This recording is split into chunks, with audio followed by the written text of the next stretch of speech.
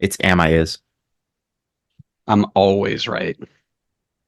And No, I that's a great way to start the episode, talking about me always being right. What's don't going worry, on? that's getting cut right out. Yeah, you think. What's going on, everybody? Welcome back to another episode of the Designated Players and MLS podcast. This week we're back. We got more MLS news, and as the playoffs heat up, a team legend returns to LA in the form of Mexican winger Carlos Vela to LAFC. We'll chat about what he can provide to LAFC and what it means for their playoff hopes. San Diego FC has also officially announced Mikey Varas as their head coach. Anti-MLS USMNT Twitter accounts have taken to the streets claiming that it is an awful hire for San Diego because, as we know, he breathed the same air as Gregg Berhalter. Is it a bad hire? We will discuss. And speaking of GGG, rumors are flying that he is in the conversation to join up with the Chicago Fire, as predicted by yours truly, as both the head coach and the technical director or CSO of the Chicago Fire, a dual role held only by one Peter Vermees in the league currently. We'll talk about what it means for the near and distant future of the Chicago Fire and more. I'm Andrew, that's Connor, and this is this week's MLS News. Connor, how you doing? I'm doing good. I'm excited to talk about the end of this season. I can't believe is this the first ever DP Pod end of season predictions where every Eastern Conference team is still in the race? It's got to be, yeah, because usually you have at least one or two that's out. Now we'll probably skip by a little bit of the the teams that have clinched. But even then, I mean, New England's at 28 points and they're still 2 games in it. There's 4 games left and it's going to be tough for them, but they're still right in the thick of things. I I mean, and that's know. not It's that's close. more for later in the week, but it is crazy to Oh, think right. that, I forgot that's not this episode. yeah, just trying to Got slowly my episodes transition mixed out of up. your silliness, but that's okay. No, it's going to be a lot of fun, and that's something you should stick around for. But how excited are you to talk about Gregg Berhalter again? That's really what we're here for. I'm so excited. I've had a lack of Berhalter in my life, and I needed something to fill that void. And what better than Gregg Berhalter himself? Couldn't have Yeah. put it better myself. So we, as much as we want to jump in and talk about Gregg Berhalter from the start, we could not do it without talking about Scarf of the Week. So what are you rocking? So at least my scarf I got correct on the right episode. So we're talking about Carlos Vela coming back to LAFC. So I had to bring out the LAFC scarf for this one. No meats in the middle or anything. Pretty normal scarf, but it's actually really comfortable. Like the quality is really good of the scarf. There you go. I am rocking a scarf of a team that I am now nicknaming the Legend Revivers.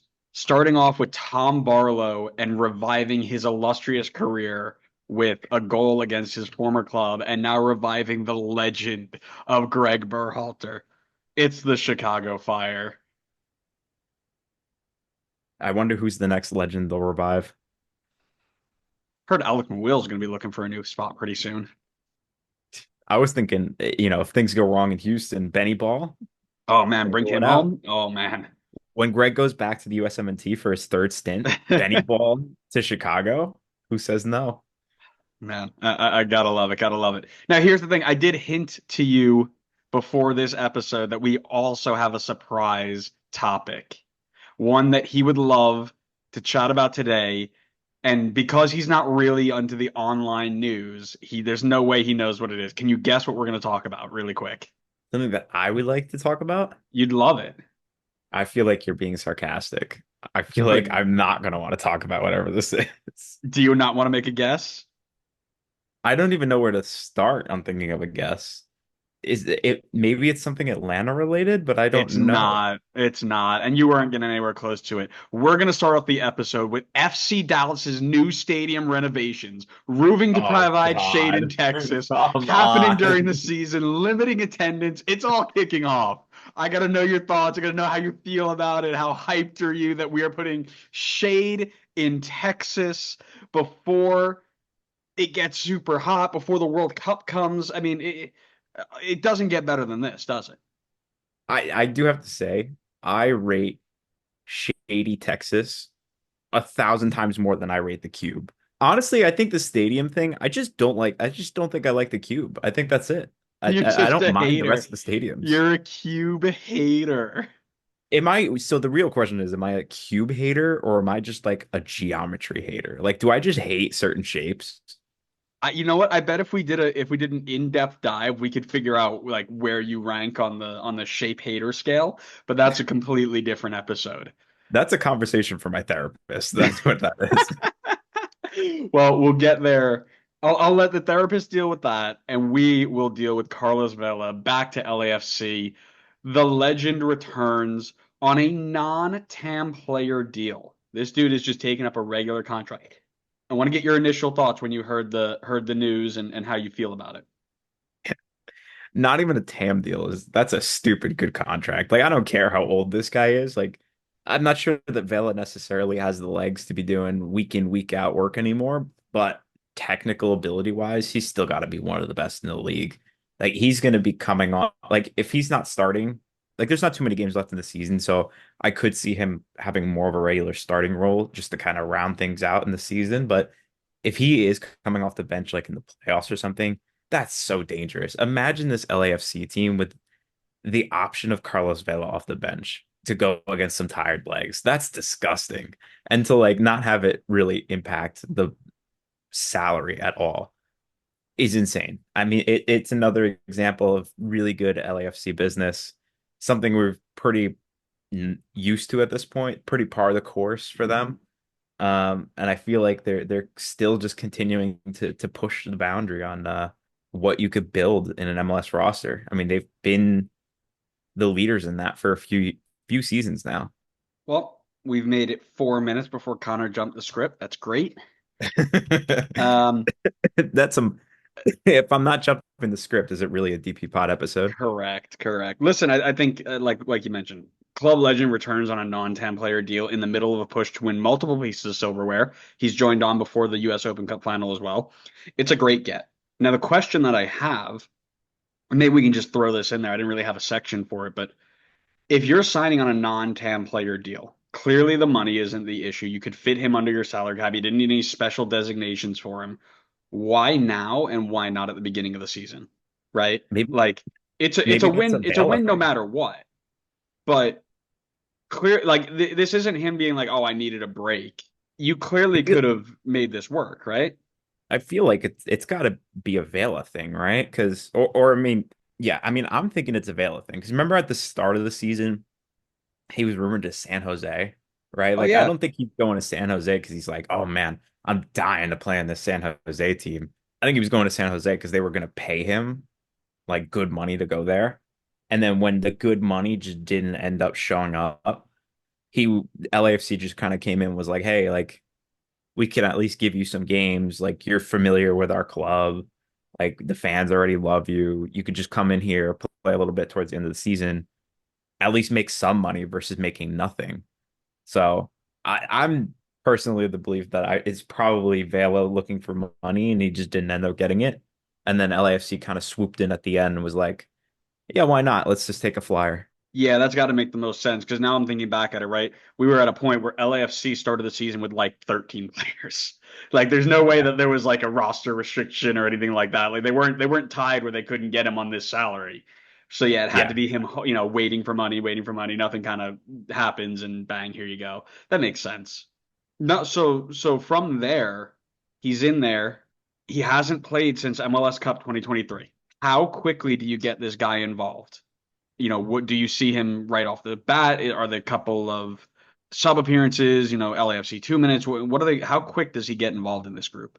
I definitely think it's going to be slow work, like working him back into the team. Like I don't personally see a situation where he's just going to get thrown right back into things, especially because I mean, I think maybe he could take Oliveira's spot on the wing, but I think that would be kind of tough. Certainly right off the bat, I don't think that's going to be the case. I mean, you're not taking Denny Bouanga out of this team. That's a given. You got Giroud up top now. So you don't need to play Vela as like a false nine or striker anymore. And then I think Oliveira is the only spot, unless you're going to play him centrally in an attacking role, where he could break in as a starter. So I think it's probably smart to kind of ease him back into things anyway, because as you said, it's been a long time since he's played. But I think he may not even get into the team when he's played a few games and he's gotten a bit more up to speed. I think he could be just a bench alternative option for them, especially if they're making runs in the MLS Cup playoffs. Yeah, I mean, listen, LAFC play a simple formation. It's not going to be a big have to learn all this complex tactics, but it's high octane, right? Lots of transition, a lot of big explosive movements out of the attacking front three. He's got to get up to fitness, and I'm sure that he was still doing stuff off to the side when he wasn't playing with them, but I wouldn't expect to see him get 90 minutes for this team from the start. And kind of as you mentioned, with the way that the roster team is built already, I think it'd be tough for him to get into the starting 11 to begin with, which is really good because good job you jumped forward into the next point. Where That's does he what I fit do. into LAFC's side? Right, he's played a lot of roles for this team in the past, and they all have talent and depth at the moment. On the right, you've got Oliveira Martinez. On the left, it's this guy Denny Bouang. I don't know if you've heard of him. He's kind of like in the Golden Boot top five. I only know Um, Dennis. I don't know who Denny is. yeah, and then Denny's at like the diner. well, and then at the nine, it's Olivier Giroud and Kai Kamara, who, granted, haven't had the greatest start to the season, or rather to their careers at LAFC. They weren't there at the beginning, but even if you want to think about dropping him as a 10, you've got Bogusz and O'Brien in that role. Like, it's packed in there. So I would agree with you. I think his best role for him is off the bench, tired legs, and where that is and how long he can last is all going to depend on how fast he picks up the fitness to play in this counter-attacking system. My guess, if I had to, pin him in right now, is he probably takes David Martinez and bumps him down, who's been playing well, by the way, but bumps him down a peg and becomes a sub out wide for Oliveira late in the game. That'd be where I guess he'd fill in.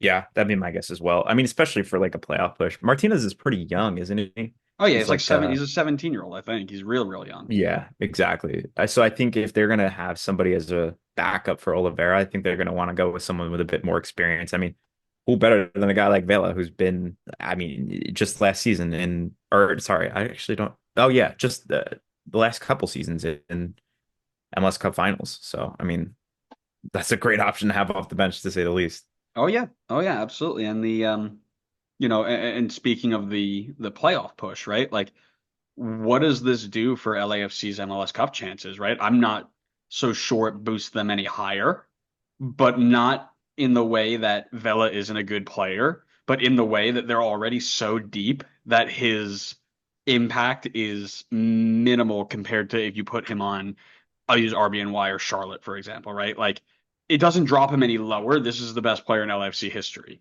But if he's giving you 30 minutes a game at the end of these at most, right? He might not even have 30 minutes in him.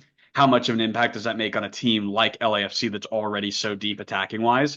If you added him to Red Bull or Charlotte, instantly you're thinking, okay, this boosts them up to another level, right? Somebody who can really make a game changer that they've been looking for the last, depending on who you're talking about, Red Bull for the last decade, Charlotte for the last, their entire existence. There's another level that they can get to. But the LAFC team has been a top three team in the league for the last 3 years at least, and they're deep at so many areas in the attack. It's tough to imagine that 20 minutes of a 35-year-old Vela is going to make that big of an impact on them. Now, me saying that, of course, means that he's scoring the game-winning goal in both the U.S. Open Cup final and the MLS Cup final, but that's okay. Like, clip it. I actually think he could have a pretty big impact with this team. Like obviously he's not going to have the massive impact of like someone who's coming in expecting to be playing 90 minutes every game, but as a bench option, I don't know if you're going to get much better than Vela. Like that's in a league where we have such strict salary cap restrictions. I think that's huge. I mean, to have someone of his quality off the bench, and I know it's going to probably take some time for him to get back up to speed and get into the flow of things again. It helps that he's going back to a team that he's familiar with, but I think he could be hugely influential off the bench during a playoff push. I don't know if he's going to have much of an impact kind of towards this end of the regular season. I figure they use that as time for him to kind of get back up to fitness. And then in the playoffs, I think is where he could make things happen and be a difference maker off the bench. Yeah, and again, I want to like really preface this that I'm not saying that Carlos Vela being added there isn't next level. It's just LAFC is already so good that they're already a top three favorite, my guess. And again, this recent run of bad form not included in this statement, but they already were a top three team in the MLS Cup race anyway. Like this doesn't bump them up to number one, but it also doesn't knock them down to like number 15. Like this isn't adding Carlos Vela to a number 15 and be like, oh, they're now a top five. This is going from top three to top two, maybe. So I'm just talking about like the variability of impact there. Yeah, yeah, sure. But I mean, when it comes to the playoffs and these one-off games, that could be huge. Just that little bit extra. Yeah, which is, all you need is one player to come in and be a difference maker, which is why Red Bull are going to win MLS Cup because Emil Forsberg's coming back. And we're going to take those, Sure. we're going to turn those draws into wins and wins into trophies. I mean, you Um, listen, you can't play Atlanta every single time. So Dante Van Zier is going to just go back to not scoring again. Manifest, manifest, manifest. Great game, by the way. Really, we shouldn't have been.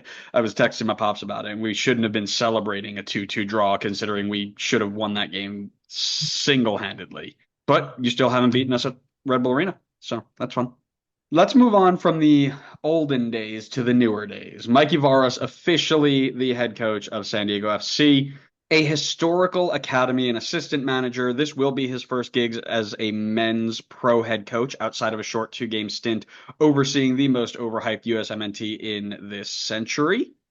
He has experience in the Sac Republic and FC Dallas Academy before being appointed FC Dallas's assistant manager under Lucha Gonzalez. Then he took over the U20s for what is arguably their most successful stint in program history, winning the CONCACAF U20s in impressive fashion with a goal differential of 31-3.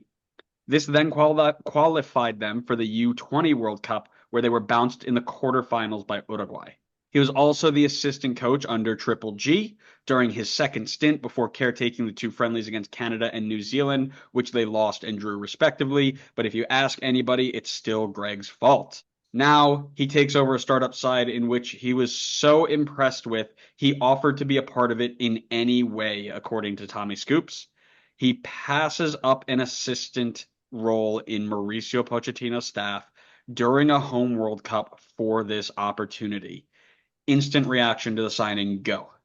Oh man, I hope I don't get a lot of heat for it, but my instant reaction was that's a bit underwhelming I knew considering you were going to this. say that. You're such a yeah, that's always your reaction to everything is, oh, it's not Pep Guardiola, so it could be better. That is not true. That is definitely not true.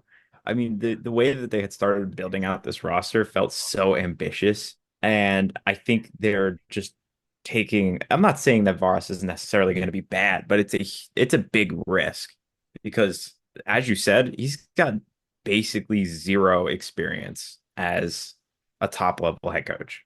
I mean, he's never coached, I don't think, any games at the club level, top level. And then maybe I mean, I definitely think there's heavy recency bias on my mind, but very unimpressive performances in the most recent USMNT matches where he was in charge, like highly unimpressive. I think, if there's a graph tracking maybe like the momentum of how you feel about the signing, it is pretty low right now, just based off of those two games. And I think that's common with a lot of people. And I totally recognize that I'm probably putting too much emphasis on two games versus like a longer run of span of time where he has like more time to kind of put his hands on things. But yeah, it just felt a little bit underwhelming. I think mainly for the fact that he just has no experience at the top level right now. It feels like a big risk. And I just felt like I thought they would go with something, I guess maybe a little bit safer, maybe someone with a bit more experience at the top level, not even necessarily at like in MLS, just somebody with more top level experience, period. You needed to throw something in about graphs in there, didn't you, you nerd? Take the chance Um, whenever I get it. yeah. Listen, my reaction is that this outlines a clear plan by San Diego on what they want to do, right? It felt like, and I think for now it confirms it, that they wanted to build a team around youth development. If you look at the way they started their connection with the Right to Dream Academy, Joaquin Escoto as their academy manager, residential academy for grades 6 through 12. It was very, very focused on development. That was the key cornerstone of their team. That meant that they wanted to have a head coach, or they should have had a head coach with a really good background in youth development. And that's what Varas has. 2 stints at really well-respected academies, including FC Dallas, which is probably the second best academy in MLS behind Red Bull. Don't quote me on that or fact check me. Too Um, late. Quoted. and Academy. followed by a really proven track record to get historically underperforming group in the U20s to not only win CONCACAF but go on a respectable run in the U20 World Cup, right? Were there better hires out there for somebody like that? Maybe, right? I think Bradley Carnell is a name that came to my mind where you look at a guy who spent a ton of time with Red Bull, who had that proven desire to play the kids and has head coaching experience in this league and successful head coaching, taking St. Louis up to the number one spot in the West last year. I don't think Varas is a bad option. I don't think that there were good or, there are a lot of different ways you could have gone with that, but he has experience developing players at the national level as well, which is not an easy thing to do, right? So I think it's a really distinguished idea. Like, I want to build players up. I want a coach who's going to play them and be able to implement them successfully. And that's what I think they're going with here. I gotta say, you definitely convinced me more than I was That's originally usually what on I the do. point. Like I think you're definitely right in like the youth academy focus for them. And I think in that regard he is good. My only concern is again like results at the end of the day. Because like it's okay, you're developing players, you're building them up, whatever, but like fans are still gonna want to see you win. They don't necessarily they're not there just so that you can like go play some 16-year-old out of your academy so you could sell him for $10 million. Like, sure, the super like hardcore fans are probably gonna like that, but your more casual ones that are just there to like watch the team and want to see them win may not necessarily be on that same page.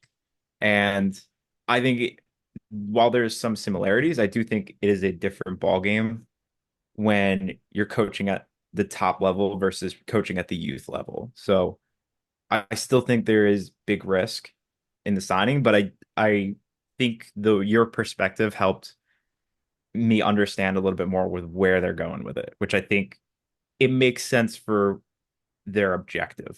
The audio just kind of broke out. Can you just repeat like that first thing you said? You're definitely, and then there was a word after that. I couldn't. I love when you Won't tell do me I'm that. Won't do that. We'll just cut that all out. Actually, that's a good point. I'm glad you reminded me. Oh man, Editor's I note, cut do. that out. I do love when I am right because it is the premise of the pod, right? When I'm right, I'm right. It's just the way it is. But yeah, listen, they're gonna go for that like FC Dallas, Red Bull, Philly, where youth drive to success. And as you mentioned, if their desire is to win things, maybe they're going to transition out of that relatively quickly. I think the last thing that was won was the COVID shield, and then Red Bull has a shield, and FC Dallas did a double in 2016. That's pretty much it. So, not a ton of proof of concept there, but when we talk about building that team for success, what sort of signings do they need? I think you're going to see players, and they've already brought in a really diverse cast. Like, we've seen teams go with all South Americans. We've seen teams go with all Europeans. We've seen them go old, young, kind of like a very set design. They've got a really diverse cast already. Chucky Lozano, Marcus Ingvarsson, gosh, Patty McNair, and Alex Mighton. So like really diverse cast of characters, but usually based in Europe already. But I wonder if they will be pushing to sign more like U22s. I can imagine they're going to take the U22 roster designation, do 4 of those and 2 DPs. But I think it would make sense for them to dive into the sort of like Atlanta model and go young, promising, big swings. And even if you miss, you're still going to recoup some of that money. I think that's the way I would see them build this for Mikey Varas because of his experience.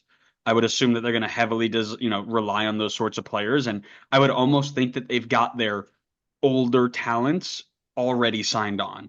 I think they'll fill out those middle to lower roster spots with older MLS experience, like most teams do through the expansion draft. But I think their big heavy hitters are going to be the youth players. I mean, you've already seen them bring in Alex Mighton, 22-year-olds from Nottingham Forest, and I think that's kind of the path they'll continue on.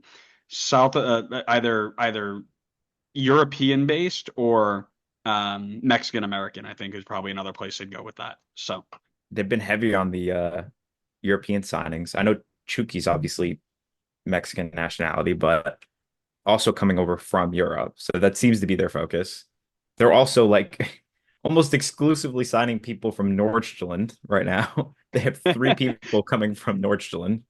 well, they Or they no, have sorry. they There's also loaned out a couple players there to Yeah, I was actually Nordstrom. gonna say they're signing two from there, and then they've loaned Alex Mighton to Nordjylland. So there must be some connection going on there. Oh, well, because that's the right to dream. Right. I was reading about that.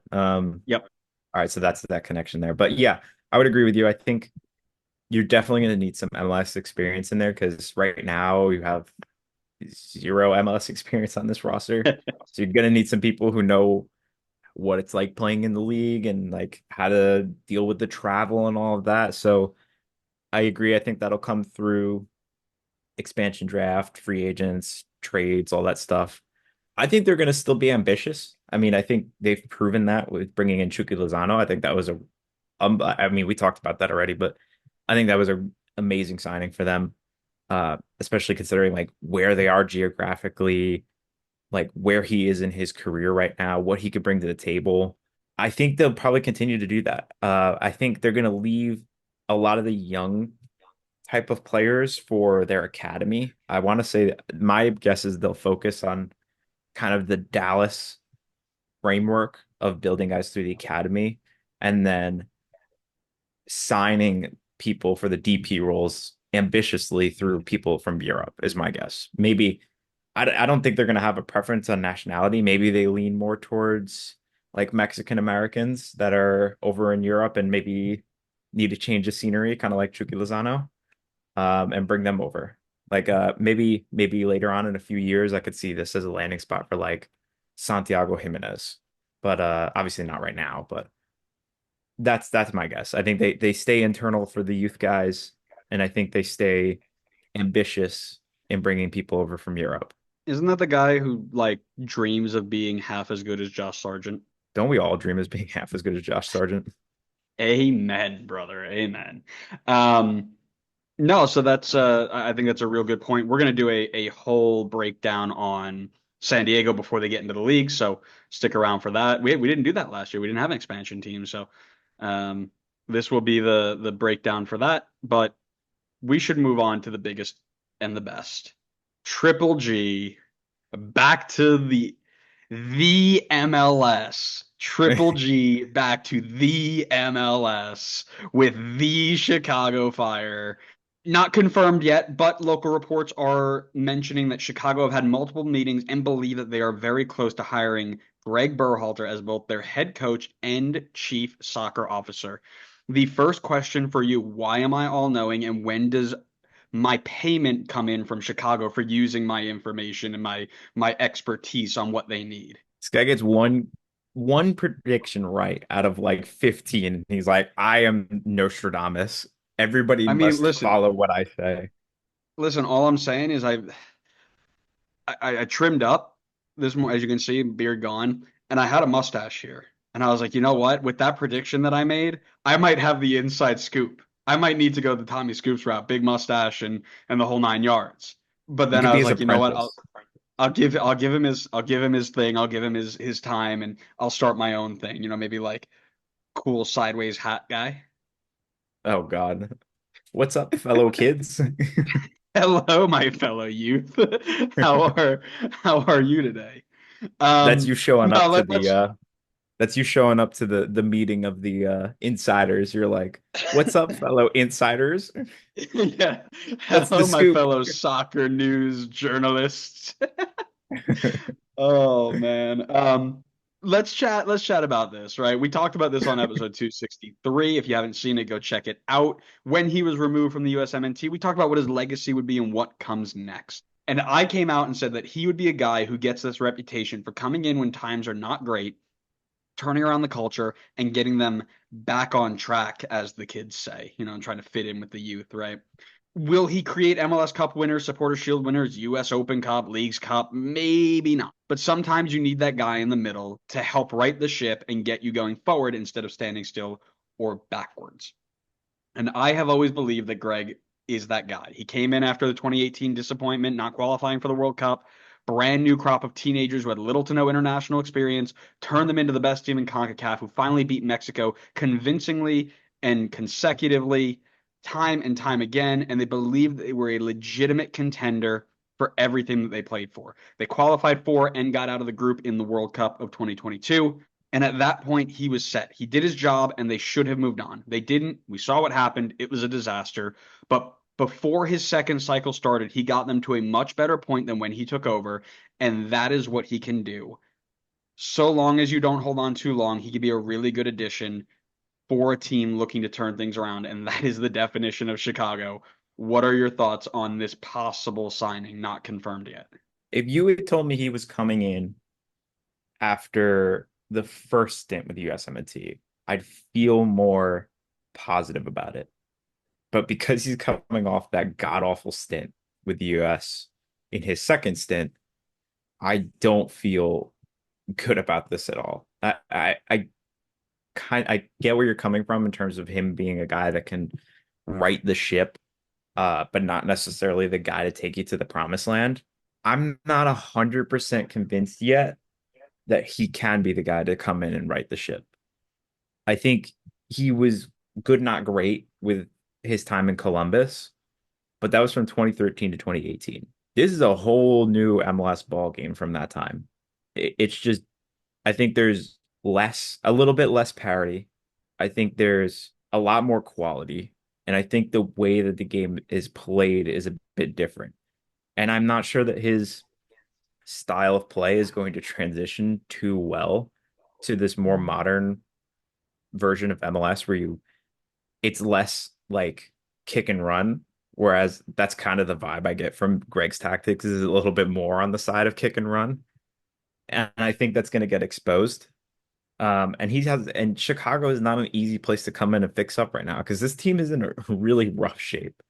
They haven't been good for a long time. The team is in terrible form. They could potentially be on pace to finish bottom of the East. It's a lot of work to do. I'm not 100% convinced that Gregg's the guy to turn that around. He's coming in with bad momentum, as I was talking about before. Really poor stint. I don't like it. I'll just conclude it with that. I don't like it. This is why I'm the host and you're the guy who brings in the bad takes. No, you're just the guy that can't say anything bad about anybody. So you're gonna be like, Oh my oh, God. Gregg could do a good job. He's gonna inspire them with the power of teamwork and the power of his sick shoes. It's not the six shoes, it's not the power of teamwork. It's the backwards passes. What the problem with Chicago is that their restarts are too slow, and when Gregg gets a backward pass going, it cuts 0.34 seconds off of every restart, which will be the. No, I'm just kidding. Sign Um, this man as a ball boy then. Get him as a ball boy. no, listen. So here, is it a good landing spot? Yes and no, and here's why.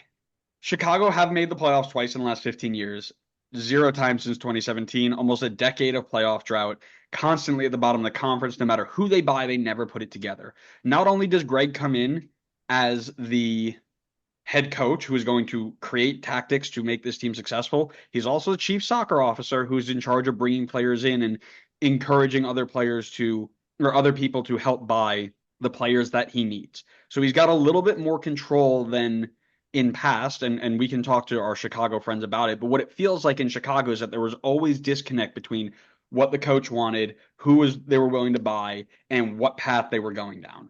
Having it more consolidated could be a better path forward for Gregg and Chicago. But regardless of that, as we talked about, he took people who had a ton of potential and made them into one of the best teams in the regions.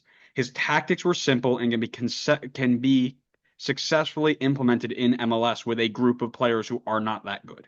MLS experience is a plus because they've tried multiple coaches who have not had MLS experience and they've failed. Now, that's not an end all be all because Frank Klopas is here again and still not being successful, right? But here's the problem why I don't think it might be a good fit is because Chicago, as I was actually editing this clip for TikTok, holding on to people too long, Shaqiri as the focus of people who stick around too long.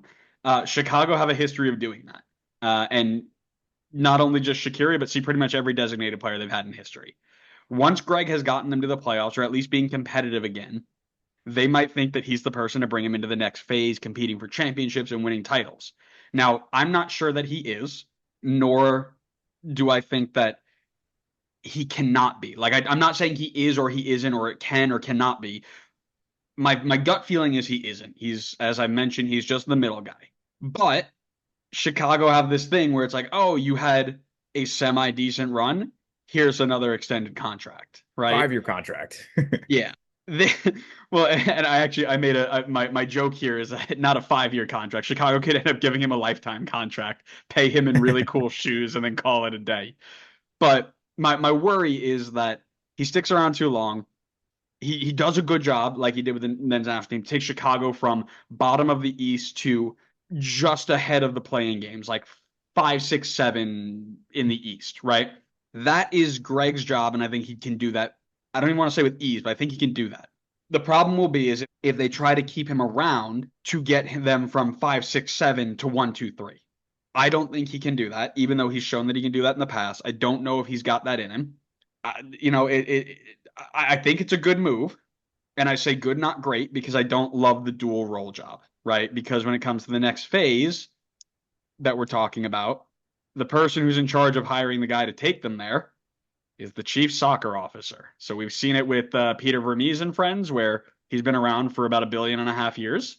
That's because there's nobody above him who's like, maybe we should look somewhere else, because the guy who's saying we should look somewhere else is him, and that is Gregg. So in true Triple G fashion, the litmus test for who could be a better coach than Gregg Berhalter will be Gregg Berhalter. And we're just going in circles again.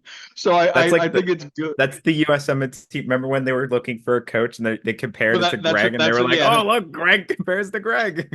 That's what I'm. Well, that's exactly what I was referring to, is the fact that he goes through the whole USMNT cycle, and when they finally let him go after round 1, it's like, all right, who are we going to measure up against? Gregg. And who hits all the boxes Gregg hit them before? Wait, he scored 100%. How did that work? We got to bring him back. So they bring him back. The same thing's happening in Chicago. It's like, all right, I'm the CSO. I got to bring in a new coach after this, or I need to extend it. Let's compare it by a rubric based off of the old coach. Old coach got us to 5th place. This guy, Gregg Berhalter, has a resume where just last year he got a team like Chicago Fire to 5th place. That's exactly what we're looking for. Let's bring him back again. Like, it's just, woo, round and round we go. That's like, do you know the meme of Obama putting the medal on himself? Yes, That's Gregg hiring exactly. himself as the coach. Perfect. Someone should That's make exactly. that. Yes, we should. I said this 20 episodes ago, and I'll say it again. Gregg's reputation is as a rebuilder. He comes in, turns the ships around, and leave. His problems come when he sticks around too long, and his ideas become stale. I think Chicago need him to turn the ship around, but they don't need him to turn it around and then drive it. They just need to turn it around, because if he starts driving it, it's going to go down to the bottom of the sea. So I think the dual role is a mistake, but I think short-term benefits outweigh that if they don't hold on too long. So I'm going to say good move. I still don't. I mean, I think somewhat along the lines of what you're saying, but still don't think it's a good move. But we'll have to wait and see. Only time will tell. Time will tell indeed. I don't actually have any more than that. This was a quick little news episode. Yeah, that's not a bad thing. We do have one more topic we can talk about. No, I'm good. Thanks everybody. Thanks for watching. Are you going to take us out? No. Just trying to move it along away from stadium talk. Come on, there's going to be shade in Texas. It doesn't get better than that. If you make me talk about this, I'm going to throw shade at you. Nice. That was really cool. That made you sound really hip. I am hip. Yeah, something like that. Guys, thanks so much for listening. We hope you enjoyed it. Make sure you follow us wherever you get your podcast. When we next go live, we've got predictions for the end of the season coming up. There are 4 games left for most teams, and we are going to predict how it goes out and what the playoff picture could, and based on my case, will look like.